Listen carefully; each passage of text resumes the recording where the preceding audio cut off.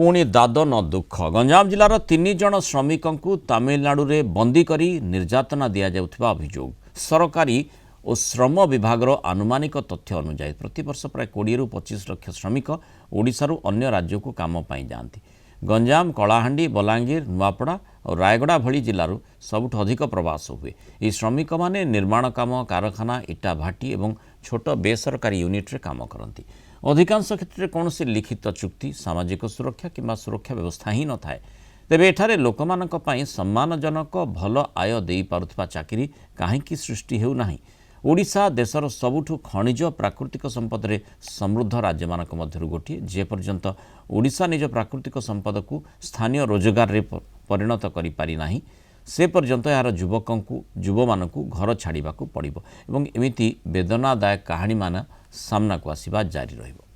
आमर एमजीएनआरजे कामटा जेनकी नहीं 300 दिन लेबर काम पाउथिले ताके ई सरकार नहीं के आसलाठू एबे बीबीजी रामजी बोली करी सेटा गोटे करी नहीं के 125 दिन करूचे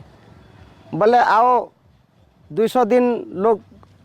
केनाडे जाकर काम करे बाध्य दादन खटी जीवे दादन खटुच ना क्या इन्हें कौन सी पंचायत रही कर भी आमर एनर्जी काम चलला जेते बेले बोले मात्र 2 मास हेसी जेटा पारबा लोग मन करसन आमर भले लोग जेन पाठ साठ दूर अक्षर पढ़ीसन से मन तो करि नहीं पारन से मन कर असुविधा लगे दादन खटी जाउसन बाहर देश के किछि गोटे व्यवस्था सरकार जदि करते मिलता बोले आमर पिला छुआ मन 2 पैसा रोजगार करते काम भी पाई पारते। आमर श्रमिक भाई माने बाहर के जाउछन दादन खटी जा फल से मानकर मृत्यु के भी से माने मृत्युवरण करी भी तांकर डेड बॉडी आणवा लगी असुविधा होउछि। सरकार के गोटे निवेदन करूछे आमर लांजीगढ़ ब्लॉक रो भटांगपदर गोटे जीपी जेनटा कि आदिवासी अंचल इने लोकल प्रोडक्ट्स गुड़ाक होउछि जेनटा कि आपनकर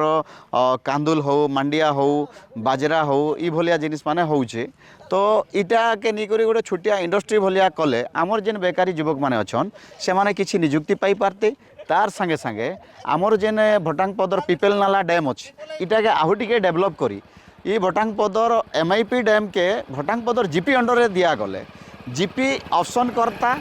तार संगे संगे सेने गोटे बोटिंग फैसिलिटी कले आमर इनर जेन युवक भाई माने अछन से माने सेने नियुक्ति हेई करी 2 पैसा रोजगार करि पारते।